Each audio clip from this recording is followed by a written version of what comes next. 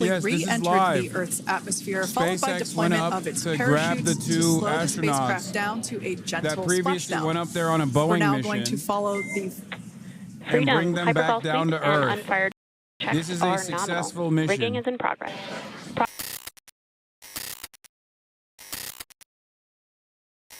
Sitting And down with that Splashdown. anti-Semite when Charlotte still occurred, saying both. They made it back. Dude, I came right at the... Look at that. And SpaceX Freedom, Splashdown. Got to see it. Copy Splashdown. We see main chutes cut. Nick, Alex, Butch, Sunny. Look at the timing. On behalf of SpaceX, welcome home.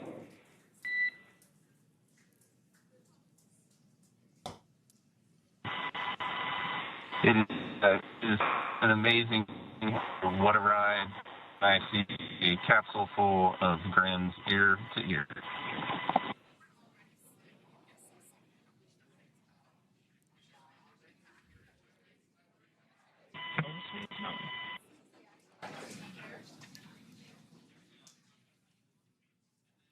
And as you can see on your screen, we have visual confirmation of Splashdown.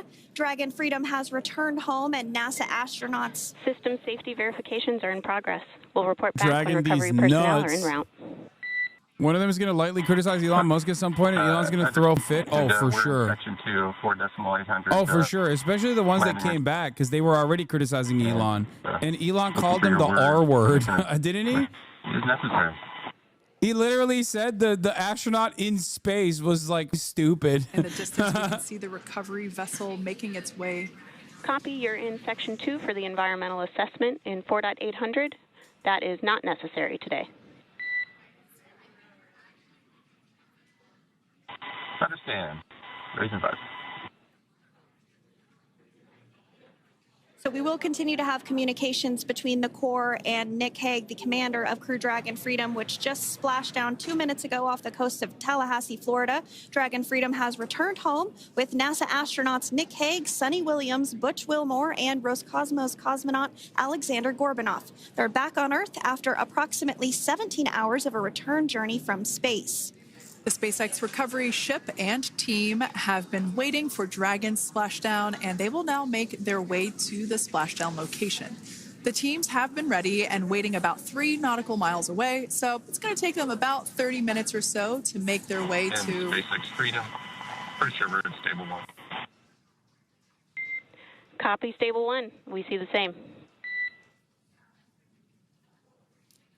It's going to take about 30 minutes for the recovery team to make their way over to Nick, Sunny, Butch, and Alexander, who are still seated and secured inside that Dragon spacecraft there on your screen.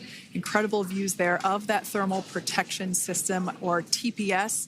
That Dragon capsule was pristine, white color before it departed the station, and we can see how the reentry phase, the thermal protection system did its job.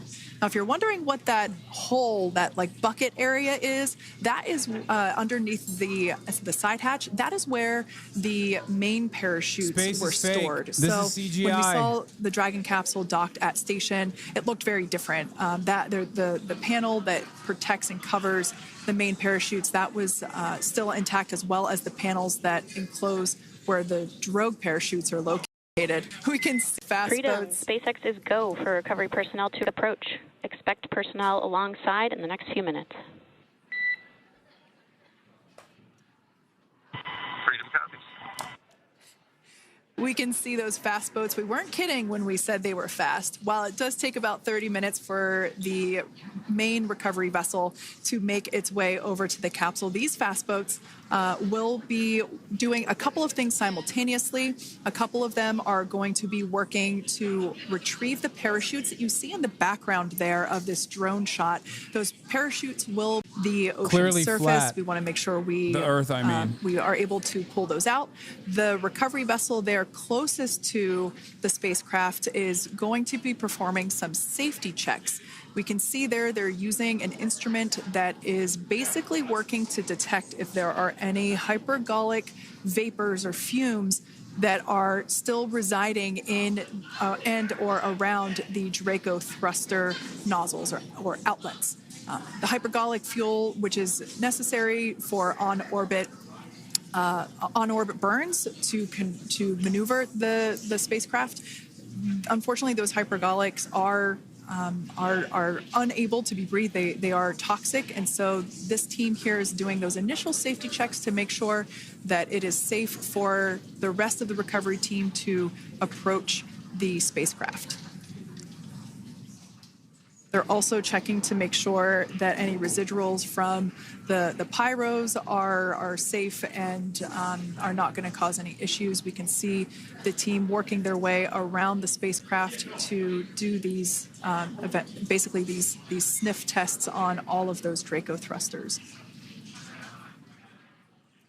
And as we continue to await the recovery of our Dragon spacecraft with NASA astronauts Nick Hague, Sunny Williams, Butch Wilmore, and Roscosmos cosmonaut Alexander Gorbanov inside, Dragon has autonomously completed several steps to safe itself following splashdown.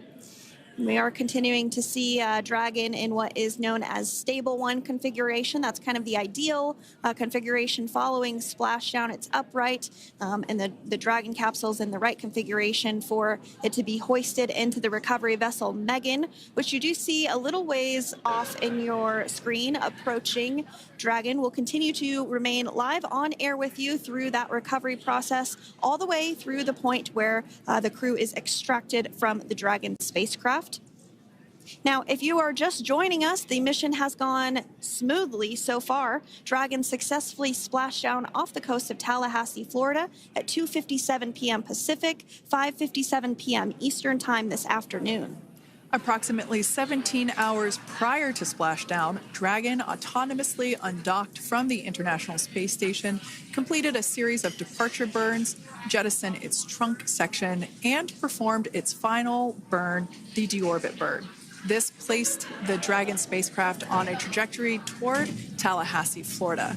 Dragon successfully re-entered the Earth's atmosphere, followed by deployment of its parachutes to slow the spacecraft down to a gentle that previously splashdown. went up there on a Boeing We're now mission going to follow the and bring them back down to Earth. Unfired checks This is a successful mission. Rigging is in progress. Approximately 25 minutes until capsule lift. Stand by for PMC with SpaceX flight surgeon.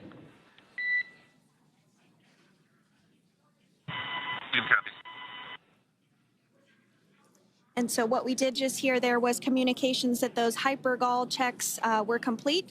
They didn't find any of that upon those checks, so we'll continue to move through the timeline. Next up is a process called rigging, which you see happening right now on your screen. This is when a SpaceX recovery personnel actually works to climb aboard the capsule and work through procedures ahead of lifting onto the nest of the recovery vessel Megan. We heard it's going to be about 25 minutes or so until that lift actually takes place.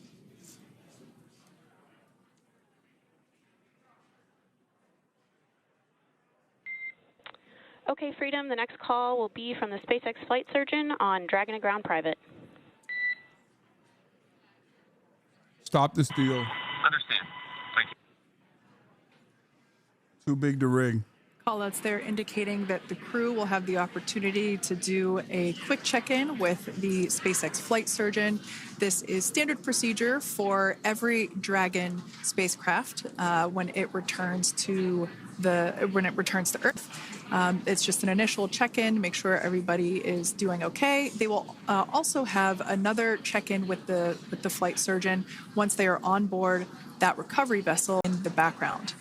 We can now see that SpaceX recovery team member they're on top of the Dragon spacecraft. They are going to be working to install plugs in the Draco thrusters to ensure that none of those and to ensure that no more hypergolic fumes or vapors come out from the spacecraft. They'll also place harnessing around the spacecraft that are required in order to lift it out of the water. Go ahead, Sandra. Continuing to get some views of the recovery personnel, both the main recovery vessel Megan, as well as some of those fast boats that we've discussed previously. It looks like just a beautiful day there out off the coast of Tallahassee, Florida. Weather was pristine. We were able to get undocked from the International Space Station as expected at 10:05 p.m. Pacific time yesterday evening, and Crew Dragon has since completed steps ahead of its splashdown at 2:57 p.m. Pacific, and we're now stepping through procedures to get Dragon hoisted up onto the Megan recovery vessel and get the crew extracted out of the spacecraft. And you did see some of the parachutes that were near the spacecraft. Upon detection of landing, Dragon automatically releases those main parachutes to prevent wind from pulling the spacecraft. Dragon then automatically safes any pyrotechnics that may still be present on the vehicle and may automatically perform additional minor system reconfigurations. The astronauts will remain seated and in their suits at this point, but the onboard air conditioning keeps things temperature controlled inside the spacecraft so the crew remains comfortable, and the communication systems. Freedom, SpaceX, ComCheck. SpaceX, this is Freedom. Yeah, loud and clear. Copy that, Freedom. Have you loud and clear as well, and Dragon to ground is no longer private. Understand, thank you. As we saw there on the screen, we have a couple of fast boats in the recovery fleet that have quickly they better moved make sure that into the astronauts don't have any location. weird photos on their fucking phones as they're denied entry into the States. You guys don't have anything in their camera roll? Exactly. The two fast boats have very specific roles. Excuse me. The first approach is focused on immediate safety inspection, as we saw. They do this for spacecraft integrity and checking for any presence of those hypergolic propellant vapors. And this ensures that it is safe for the recovery vessel to approach Dragon. Once Dragon is cleared for full approach, as we heard is the case today, the team begins rigging the spacecraft for water recovery by the recovery ship. The second fast boat is responsible for parachute recovery and also serves as a redundant boat to the first one that makes the initial approach to the Dragon spacecraft. As we saw a little bit earlier, we were also able to see one of the recovery team members get on a jet ski to help gather up the parachutes that were automatically detached from the Dragon spacecraft upon splashdown. And it will take a little over 10 minutes for the recovery crew to complete their safety checks. Once complete, the team will begin preparing Dragon to be lifted, and as you see, they are preparing for that to take place at this point. As part of the preparation for this lift, one member of the recovery team has climbed on top of the spacecraft already so they can attach Dragon's hoist rings and connect to the lifting lines. It will take us less than an hour to raise Dragon to the recovery boat and remove the crew from the spacecraft. After medical checkouts, the crew will return to land within 4 hours by helicopter.